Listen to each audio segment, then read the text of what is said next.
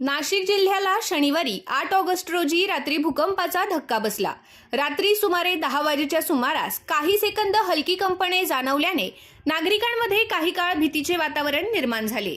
प्राथमिक माहितीनुसार भूकंपाची तीव्रता 4.3 रिश्टर स्केल इतकी असल्याचे वृत्त असून भूकंपाचे केंद्र शिंदपाडा परिसरात असल्याचे सांगण्यात येत आहे। बिजोटे, मळगाव तिळवण, साकोडे यासह बागलाण तालुक्यातील काही गावात भूकंपाची सौम्य कंपने जाणवली। विशेषतः दुमजली घरांच्या वरच्या मजल्यावर राहणाऱ्या नागरिकांना घर हल्ल्यासारखे जाणवले। काही नागरिकांनी रात्रीच्या सुमारास काही क्षण व्हायब्रेशन झाल्याचे सांगितले। मात्र बिजोटे येथे कोणत्याही प्रकारची जीवित अथवा मोठी वित्तहानी झाल्याची माहिती नाही। नाशिक शहरातील म्हसरूळ, बोरगड, आनंदवल्ली, गंगापूर रोड, गोविंद नगर यासह जिल्ह्यातील कळवण, दिंडोरी, सुरगाणा, निफाड, चांदवड आणि देवळा आदी भागातही काही सेकंदे कंपने जाणवल्याची माहिती समोर आली आहे।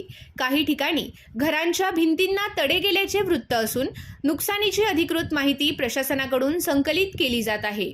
भूकंपानंतर नागरिकांमध्ये काही काळ घबराट निर्माण झाली होती, मात्र मोठी जीवितहानी झाल्याचे वृत्त नाही।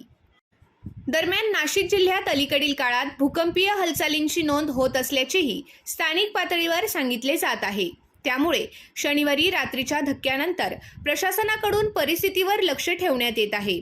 नागरिकांनी घाबरून न जाता खबरदारी घेण्याचे आवाहन करण्यात येत आहे। बिजोटे गावातील दुमजली घरांमध्ये राहणाऱ्या काही नागरिकांना भूकंपाचा सौम्य धक्का जाणवला। घरातील वस्तू किंवा संरचनेचे मोठे नुकसान झाले नसले तरी काही क्षण घर हल्ल्यासारखे जाणवल्याचे नागरिकांनी सांगितले। भूकंपाचा धक्का सौम्य असल्याने नागरिकांनी सुटकेचा निश्वास सोडला। नागरिकांना रात्र जागून काढण्याची वेळ आली तर तरुणांनी सोशल मीडियावर परिसरात भूकंप झाला आहे का याचा कानोसा घेण्याचा प्रयत्न सुरू होता।